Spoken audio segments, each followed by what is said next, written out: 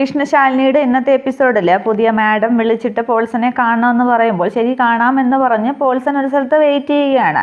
തുടർന്ന് കാറിൽ ഈ പറയുന്ന മാഡം എത്തുന്നുണ്ട്. അതൊരു പുതിയ കഥാപാത്രമാണ്. അതിൻ്റെ പേര് ഹേമലത എന്നാണ്. നല്ല മാസ് എൻട്രിയൊക്കെയാണ് കാണിക്കുന്നത്. വണ്ടി നിർത്തുന്നു. ഡ്രൈവർ സീറ്റിനടുത്തിരിക്കുന്ന ആൾ ഓടി വന്ന് ഡോറ് തുറന്നു കൊടുക്കുന്നു. കൂളിംഗ് ഗ്ലാസ് ഒക്കെ വെച്ച് പുതിയ മാഡം ഇറങ്ങുകയാണ്. ഈ മാഡത്തെ കാണുമ്പോൾ തന്നെ ഭയഭക്തി ബഹുമാനത്തോടു കൂടി ആകെ മുട്ടുവിറച്ച് നിന്നാണ് പോൾസൻ സംസാരിക്കുന്നത്. ഇങ്ങോട്ട് എന്തിനാ വന്നത്? ഞാൻ അങ്ങോട്ടത്തേക്ക് വരുമായിരുന്നല്ലോ. പൈസയുടെ കാര്യത്തിനാണോ വന്നതെന്നൊക്കെ ചോദിക്കുകയാണ്. അന്നേരം എനിക്ക് വരാതിരിക്കാൻ പറ്റില്ലല്ലോ എന്ന് ഈ ഹേമലത പറയുമ്പോൾ ഇപ്പം കച്ചവടമൊക്കെ ഡള്ളാണ്, എവിടെ തിരിഞ്ഞാലും എക്സൈസും പോലീസുകാരും ഒക്കെ തന്നെയാണ് എന്ന് പറഞ്ഞ് പണം കൊടുക്കാതിരിക്കാനായിട്ട് കുറച്ച് എക്സ്ക്യൂസൊക്കെ പോൾസൺ പറയുന്നുണ്ട്. ആ സ്പോട്ടിൽ ആകെ ദേഷ്യം വരുന്ന ഹേമലത പോൾസന് കാരണം നോക്കി ഒരടി കൊടുക്കുന്നുണ്ട്. എന്നിട്ട് ബിസിനസ് ഒന്നും നീ എന്നെ പഠിപ്പിക്കണ്ട, ഇവിടെ SR കോളേജിലും അവിടെയൊക്കെ അങ്ങ് ഡാൻസ് ബാറിലും ഒക്കെ എത്ര വിൽക്കുന്നുണ്ട്, അതിൽ നിന്ന് നിനക്കെത്ര കിട്ടുന്നുണ്ട്, നിൻ്റെ പോക്കറ്റിലേക്ക് എത്ര പോകുന്നുണ്ട് എന്നൊക്കെയുള്ള കണക്ക് എന്നെ അറിയാം, കച്ചവടം നീ എന്നെ പഠിപ്പിക്കേണ്ട എന്ന് പറഞ്ഞ് കുറച്ച് ഡയലോഗൊക്കെ പറയുമ്പോൾ പോൾസനൊന്ന് പേടിയാവുന്നുണ്ട്. ആ കണക്ക് ഞാൻ പറഞ്ഞു തരട്ടെ എന്ന് ചോദിക്കുമ്പോൾ വേണ്ട മാഡം എന്ന് പറയുകയാണ്. തുടർന്ന് വിത്തിൻ അവർ എനിക്ക് പൈസ കിട്ടിയിരിക്കണം എന്ന് പറയുന്നുണ്ട്. ഇല്ലെങ്കിൽ തല കാണില്ല എന്നൊക്കെ ഭീഷണിപ്പെടുത്തിയിട്ട് ഈ മാഡം പോവുകയാണ്. തുടർന്ന് പോകാൻ നേരം ഈ പോൾസനോട് ആ താടിയിലൊക്കെ പിടിച്ചിട്ട് പറയുന്നുണ്ട്, ഇത്രയും നീളത്തിനുള്ള താടിയും മുടിയും ഒക്കെ വളർത്തിയ നീ എൻ്റെ മുമ്പിൽ നിന്ന് വിറയ്ക്കുന്നത് വളരെ മോശമല്ലേ, ഇതൊരു അവസാന ഭീഷണിയാണ്, വാണിംഗ് ആണ് എന്ന് പറഞ്ഞ് ഹേമലത പോവുകയാണ്. തുടർന്ന് കാണിക്കുന്നത് സത്യഭാമയുടെ വീട്ടിൽ ആകെ ആലോചിച്ച് ചിന്തിച്ച് നടക്കുകയാണ് സുസ്മിത. ഈയിടെയായിട്ട് ഞാൻ ചെയ്യുന്ന കാര്യങ്ങളെല്ലാം അബദ്ധത്തിലാണല്ലോ, ഇനി കോൺസെൻട്രേഷനോട് കൂടി എല്ലാം ചെയ്യണം, അവനെ ഇവിടെ നിന്ന് ഓട്ടിക്കാൻ എന്താണ് വഴി എന്ന് രോഹിത്തിനെ പുറത്താക്കാനുള്ള വഴികളൊക്കെ ആലോചിച്ചിരിക്കുമ്പോഴാണ് സരളയും സരളയുടെ ഏട്ടനും കൂടി അവിടേക്ക് കാറിലെത്തുന്നത്. അന്നേരം അവരെ കണ്ട് അയ്യോ അമ്മയും അമ്മാവനും എന്ന് സുസ്മിത മനസ്സിൽ ചിന്തിക്കുന്നുണ്ട്. എന്നിട്ട് അകത്തേക്കൊന്ന് നോക്കിയിട്ട് അത് ആ പരിഭവം പുറത്ത് കാണിക്കാതെ അമ്മയെന്നും പറഞ്ഞ് ഓടി സുസ്മിത സരളയുടെ അടുത്തേക്ക് ചെല്ലുകയാണ്. ആകെ സന്തോഷത്തിലാണ് സരളയും ഏട്ടനും. തുടർന്ന് സരള പരിഭവം പറയുന്നുണ്ട്, നിനക്ക് ഞങ്ങളെയൊക്കെ ഓർമ്മയുണ്ടോ, ഒരു വഴിപാടെന്ന പോലെ നീ എല്ലാ ദിവസവും വിളിക്കാറുണ്ട്, പക്ഷെ ഒന്നും അന്ന് കാണാനുള്ളത് നിനക്കുണ്ടായില്ലല്ലോ എന്നൊക്കെ. അന്നേരം ഇത്രയും നാൾ കൂടി കണ്ടിട്ട് അമ്മയ്ക്ക് ഇതേ പറയാനുള്ളൂ, എന്തായി സർപ്രൈസ് വിസിറ്റിൻ്റെ ഉദ്ദേശം എന്ന് ചോദിക്കുകയാണ്. അന്നേരം അവിടേക്ക് സത്യഭാമ ഇറങ്ങി വരികയാണ്. സത്യഭാമ പറയുന്നുണ്ട്, ഞാൻ വിളിച്ചിട്ടാണ് അവർ വന്നത്, അവരെ അവിടെ തന്നെ നിർത്താതെ ഇങ്ങോട്ട് വിളിക്കുന്ന. തുടർന്ന് അവരെല്ലാവരും അകത്തേക്ക് കയറുമ്പോൾ രാഘവൻ നായരോടും കുശലാന്വേഷണം ഒക്കെ നടത്തുന്നുണ്ട്. സുസ്മിത പറഞ്ഞ് ഞങ്ങൾ കാര്യങ്ങളെല്ലാം അറിയുന്നുണ്ട് എന്നൊക്കെ പറയുകയാണ്. തുടർന്ന് പ്രീതിയുടെ കാര്യം എന്ന് ചോദിക്കുമ്പോൾ എല്ലാവരും ഒരു നിമിഷം സങ്കടം വരികയാണ്. തുടർന്ന് സരളയുടെ ഏട്ടൻ പറയുന്നുണ്ട്, നല്ലൊരു ബന്ധം കിട്ടുക എന്ന് പറയുന്നതും തുടർന്ന് കൊണ്ടുപോവുക എന്ന് പറയുന്നതും ഒരു ഭാഗ്യമാണ് എന്ന് പറയുമ്പോൾ പ്രീതി ആ വിഷയം മാറ്റാനായിട്ട് കുടിക്കാൻ എന്താണ് വേണ്ടതെന്ന് ചോദിക്കുന്നുണ്ട്. അന്നേരം തണുത്തത് എന്തെങ്കിലും മതി എന്ന് പറയുമ്പോൾ അതെടുക്കാനായിട്ട് പ്രീതി അങ്ങ് പോവുകയാണ്. തുടർന്ന് സരള സത്യഭാമയോട് ചോദിക്കുന്നുണ്ട്, എന്താണ് പുതിയ വിശേഷം, എന്താണ് വരാൻ പറഞ്ഞതെന്നാ. തുടർന്ന് പറയാമെന്ന് പറഞ്ഞിട്ട് എൻ്റെ മോൻ എവിടെ വിഷ്ണു എന്നും പറഞ്ഞ് മുകളിലേക്ക് നോക്കിയിട്ട് വിഷ്ണു എന്ന് ഭാമ വിളിക്കുകയാണ്. അന്നേരം ഞാനിവിടെ ഉണ്ട് എന്ന് പറഞ്ഞ് വിഷ്ണു ശാലിനിയോടൊപ്പം താഴേക്ക് ഇറങ്ങി വരുന്നുണ്ട്. തുടർന്ന് ഭാമ പറയുന്നുണ്ട്, സുസ്മിതയുടെ കാര്യം പറയാനാണ് വിളിപ്പിച്ചത്, ഇവളെ എന്നും ഇങ്ങനെ ഇവിടെ നിർത്താൻ പറ്റുമോ എന്ന് ചോദിക്കുകയാണ്. അന്നേരം ഭാമയുടെ നിർബന്ധപ്രകാരമല്ലേ അങ്ങനെ ചെയ്തതെന്ന് സരള ചോദിക്കുകയാണ്. അന്നേരം ഇവളെ എത്ര കാലം വേണമെങ്കിലും ഇവിടെ നിർത്തുന്നതിൽ എനിക്ക് വിരോധമൊന്നുമില്ല, പക്ഷെ ഇപ്പോൾ ഇവളെ ഇവിടെ നിന്നും പറഞ്ഞു വിടാൻ സമയമായി എന്ന് പറയുമ്പോൾ സരള ഒന്ന് വിഷമിക്കുകയാണ്. അന്നേരം തുടർന്ന് പ്രീതിക്കും ശാലിനിക്കും വിഷ്ണുവിനും ഒക്കെ സന്തോഷമാകുകയാണ്. പക്ഷേ സുസ്മിത ഭാമ എന്താണ് പറയുന്നതെന്ന് ശ്രദ്ധിച്ചു നിൽക്കുകയാണ്. തുടർന്ന് ഭാമ ചിരിച്ചുകൊണ്ട് പറയുകയാണ്, ഇവളെ ഇവിടെ നിന്നും കല്യാണം കഴിപ്പിച്ച് അയക്കാനുള്ള സമയമായി എന്ന്. അന്നേരം ഒന്ന് ആശ്വസിച്ച് സരള പറയുകയാണ്, ആശ്വാസമായി, ഞാൻ കരുതി ഇവൾ ഇവിടെ എന്തോ കുഴപ്പമുണ്ടാക്കിയെന്ന്. അന്നേരം രാഘവൻ നായർ മനസ്സിൽ പറയുകയാണ്, ഉണ്ടാക്കിയ കുഴപ്പം ഒന്നും പറയാതിരിക്കുന്നതാണ് ഭേദമെന്ന്. തുടർന്ന് സരള ചോദിക്കുന്നുണ്ട്, കല്യാണം വല്ലതും ഉറപ്പിക്കാറായോ, ആരെയെങ്കിലും ഭാമ കണ്ടുവച്ചിട്ടുണ്ടോ എന്ന്. അന്നേരം ഉണ്ട് എന്ന് ഭാമ പറയുകയാണ്. അന്നേരം അതേത് കോന്തനാണ് എന്ന് ചിന്തിക്കുകയാണ് സുസ്മിത. തുടർന്ന് സത്യഭാമ പറയുന്നുണ്ട്, അതിനു മുമ്പ് സുസ്മിത ആരെങ്കിലും കണ്ടുവച്ചിട്ടുണ്ടോ എന്ന് അറിയണമെന്ന്. അന്നേരം സുസ്മിത എന്ന് പറയുമ്പോൾ ശാലിനി പെട്ടെന്ന് ചോദിക്കുന്നുണ്ട്, എന്താ സുസ്മിത, അങ്ങനെ ആരെങ്കിലും ഉണ്ടെങ്കിൽ പറയുന്നു. അന്നേരം സുസ്മിത മനസ്സിൽ പറയുകയാണ്, അന്നും ഇന്നും എൻ്റെ മനസ്സിൽ വിഷ്ണുവേട്ടൻ മാത്രമേ ഉള്ളൂ, അതിനൊക്കെ അറിഞ്ഞൂടേടിയെന്ന്. അത് മനസ്സിലാണ് പറയുന്നത്.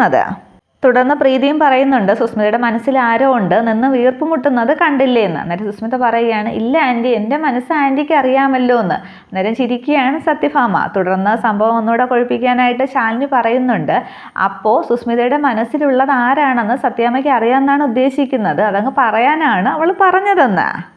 അതെ, അത് കറക്റ്റാണെന്നത് വിഷ്ണുവും പ്രീതിയും ഒക്കെ ശരിവയ്ക്കുന്നുണ്ട്. തുടർന്ന് രാഘവൻ നായരും പറയുകയാണ്, എൻ്റെ ജീവിത പരിചയം വെച്ച് എൻ്റെ ഒരു അഭിപ്രായത്തിൽ പെൺകുട്ടികൾ ആരും പെട്ടെന്ന് മനസ്സ് തുറക്കില്ല എന്നാണ് എനിക്ക് തോന്നുന്നതെന്ന്. അന്നേരം അയാൾ ജീവിത പരിചയം കൊണ്ട് ഇറങ്ങിയിട്ടുണ്ടെന്ന് മനസ്സിൽ കരുതുകയാണ് സുസ്മിത. തുടർന്ന് ഭാമ പറയുന്നുണ്ട്, ഇനി ആരും സുസ്മിതയെ മനസ്സ് വിഷമിപ്പിക്കേണ്ട, അതാരാണെന്ന് എനിക്കറിയാം എന്ന് പറഞ്ഞ് ആ പേര് പറയാനായിട്ട് ഭാമ ഇങ്ങനെ വരുമ്പോൾ പെട്ടെന്ന് തടയിടുകയാണ് ശാലിനി. അത് പറയേണ്ട സത്യാമ്മേ, നാളെ സുസ്മിതയുടെ ബർത്ത്ഡേ ഫംഗ്ഷൻ അല്ലേ, നാളെ നമുക്ക് അനൗൺസ് ചെയ്യാം, അതുപോലെ എന്ന് ചോദിക്കുകയാണ്. അന്നേരം അതെല്ലാവർക്കും സന്തോഷമാണ്. സത്യഭാമയ്ക്കും അത് സമ്മതമാകുന്നുണ്ട്. സത്യഭാമ ചിരിച്ച് പറയുന്നുണ്ട്, അത് തന്നെയാണ് നല്ലത് എന്ന് പറയുന്നുണ്ട്. സംഭവം കേൾക്കുമ്പോൾ സർലയ്ക്കും സർലയുടെ ഏട്ടനും ഒക്കെ സന്തോഷമാവുന്നുണ്ട്. പക്ഷെ ആകെ പരിങ്ങി നിൽക്കുകയാണ് സുസ്മിത. ഇവരിത് എന്ത് കണ്ടുപിടിച്ച് വെച്ചിരിക്കുകയാണെന്ന്, എന്തു മാങ്ങ കണ്ടെന്നാണ് എന്നൊക്കെ സുസ്മിത മനസ്സിലങ്ങ് വിചാരിച്ചു കൂട്ടുകയാണ്.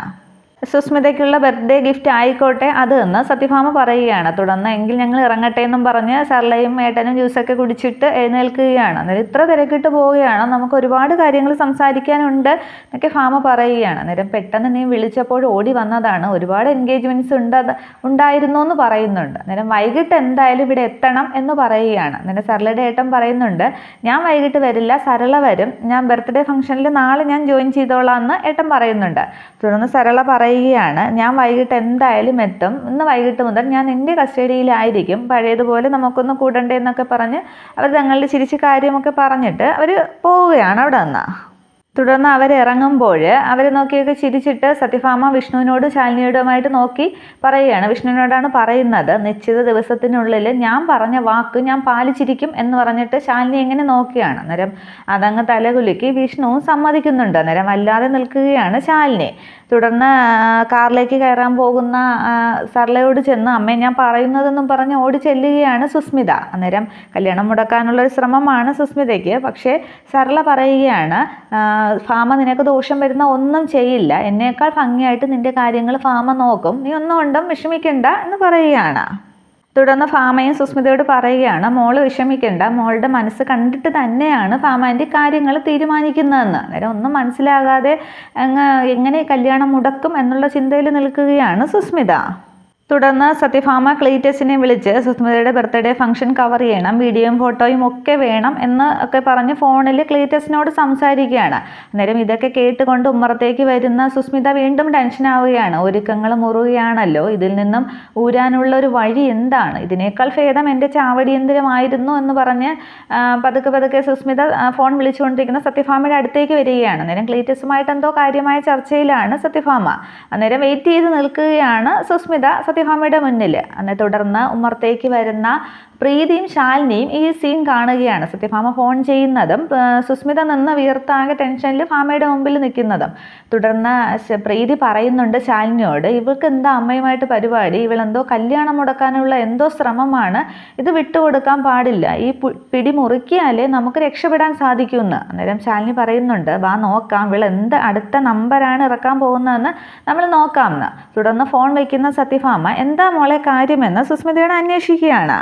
തുടർന്ന് എനിക്ക് ആൻറ്റിയോട് ഒരു കാര്യം പറയാനുണ്ട്, അത് കേൾക്കുമ്പോൾ ആൻറ്റിക്ക് എന്നോട് ദേഷ്യമോ വിരോധമോ ഒന്നും തോന്നരുത് എന്ന് സുസ്മിത പറയുമ്പോൾ മനുഷ്യനെ ആദ്യം പിടിപ്പിക്കാതെ എന്താ മോളെ കാര്യമെന്ന് ചോദിക്കുകയാണ്. അന്നേരം എനിക്ക് അറിയില്ല ആൻറ്റി എന്ന് സുസ്മിത പറയുകയാണ്. അന്നേരം എന്തെന്ന് ഭാമ ചോദിക്കുമ്പോൾ പാചകം എന്ന് സുസ്മിത പറയുകയാണ്. അന്നേരം അത് കേട്ട് ഒരുപോലെ അങ്ങ് വാവിളിച്ച് നിൽക്കുകയാണ് സുസ്മിതയും പുറകിൽ നിൽക്കുന്ന പ്രീതിയും ശാലിനിയും ഒക്കെ.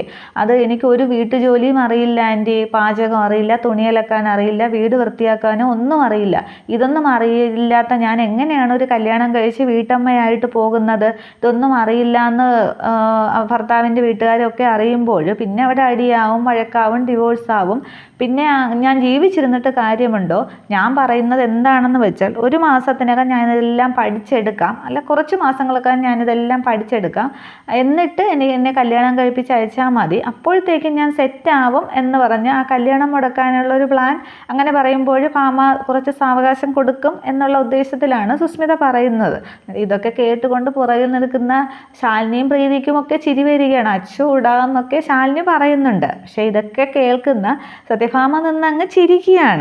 തുടർന്ന് ഞാൻ എന്തെങ്കിലും കുഴപ്പം പറഞ്ഞു ആൻറ്റി എന്ന് സുസ്മിത ചോദിക്കുന്നുണ്ട്. എന്ന് മനസ്സിൽ വിചാരിക്കുകയാണ് ഈ തള്ള എന്തിനാന്ന് ചിരിക്കുന്നത്, ഇവർക്ക് വട്ടായോ എന്നൊക്കെ സുസ്മിത ചിന്തിക്കുന്നുണ്ട്. തുടർന്ന് ഇല്ല, എന്തെങ്കിലും കുഴപ്പം പറഞ്ഞാലും അതിനുള്ള പരിഹാരം കണ്ടാൽ പോരെ എന്ന് പറഞ്ഞിട്ട് ശാലിനിന്ന് ഭാമ വിളിക്കുകയാണ്. അന്നേരം പുറകിൽ നിൽക്കുകയാണല്ലോ പ്രീതിയും ശാലിനിയും കൂടി. ഞാൻ ഇവിടെ ഉണ്ട് സത്യാമ്മയെന്നും പറഞ്ഞ് ശാലിനി ഇറങ്ങി വരികയാണ്. പ്രീതി അവിടെ തന്നെ നിൽക്കുന്നുണ്ട്. തുടർന്ന് ശാലിനിയോട് ഭാമ ചോദിക്കുകയാണ്, ഇവൾക്ക് പാചകം ഒന്നും അറിയില്ല എന്നാണ് പറയുന്നത്, നീ വിചാരിച്ചാൽ 1 വർഷം കൊണ്ട് ഇവളെ പാചകം പഠിപ്പിക്കാൻ പറ്റുമോ എന്ന് ചോദിക്കുകയാണ്. അന്നേരം സത്യഭാമ ചിരിച്ചുകൊണ്ടാണ് ചോദിക്കുന്നത്, പക്ഷെ കളിയാക്കിയാണ് ചോദിക്കുന്നത് എന്ന് ശാലിനിക്ക് മനസ്സിലാവുകയാണ്. പക്ഷേ സീരിയസ് ആയിട്ടാണ് ഭാമ പറയുന്നതെന്ന് സുസ്മിതയും കരുതുന്നുണ്ട്. അന്നേരം ശാലിനി തിരിച്ച് അതുപോലെ മറുപടി പറയുന്നുണ്ട്, അയ്യോ 1 വർഷം കൊണ്ട് പറ്റില്ല സത്യാമ്മ, മിനിമം ഒരു 3 വർഷമെങ്കിലും വേണം എന്ന് ശാലിനിയും തിരിച്ച് പറയുകയാണ്. അന്നേരം സുസ്മിത പറയുകയാണ്, ആശ്വാസമായി, അപ്പം 3 വർഷം കൊണ്ട് ഞാനിതൊക്കെ പഠിച്ചെടുക്കാം, അത് കഴിഞ്ഞ് മതി കല്യാണമെന്ന്. അന്നേരം തുടർന്ന് ചിരിച്ചുകൊണ്ട് സത്യഭാമ സുസ്മിതയുടെ തലയിലൊരു ചെറിയ ഞൊട്ട് കൊടുത്തിട്ട് പറയുകയാണ്, എടി മണ്ടി, വർഷങ്ങളൊന്നും വേണ്ട പാചകവും ഇതൊക്കെ പഠിക്കാനായിട്ട്, നമ്മുടെ രക്തത്തിൽ അതൊക്കെ അലിഞ്ഞു ചേർന്നിട്ടുണ്ട് സ്ത്രീകളുടെ, പഠിക്കുകയാണെങ്കിൽ ഒരൊറ്റ ദിവസം മതി എന്ന് പറയുന്നുണ്ട്. തുടർന്ന് ആ ശ്രമവും പരാജയപ്പെട്ടു എന്ന് സുസ്മിത കരുതുകയാണ്. പക്ഷേ അടുക്കളയിൽ പോയി അതൊക്കെ ഓരോന്ന് ചെയ്ത് പഠിക്കണം. പിന്നെ ഈ വീട്ടിലിപ്പോൾ നിന്നെ പാചകം പഠിപ്പിക്കാനായിട്ട് മിടുക്കി ശാലിനി തന്നെയാണ്. കുടുംബശ്രീയിലെ കൈപ്പുണ്യം നിനക്ക് അറിയാമല്ലോ, നീ ചെന്നാൽ മതി, അവൾ പഠിപ്പിച്ച് തരും എന്ന് സത്യഭാമ പറയുകയാണ്. അന്നേരം ആ ഒരു സുസ്മിതയെ കുറച്ച് കഷ്ടപ്പെടുത്താനുള്ള അവസരം കിട്ടിയില്ലെങ്കിൽ സന്തോഷിച്ച് സുസ്മിതയെ നോക്കി നിൽക്കുകയാണ് ശാലിനി. തുടർന്ന് ഇതൊക്കെ കേട്ട് പിറകെ നിൽക്കുന്ന പ്രീതിക്കും സന്തോഷമാകുന്നുണ്ട്. അന്നേരം ആ ശ്രമവും പരാജയപ്പെട്ട ദുഃഖത്തിൽ നിൽക്കുകയാണ് സുസ്മിത. ഇത്രയുമാണ് നാളത്തെ പുതിയ എപ്പിസോഡ്. Thank you.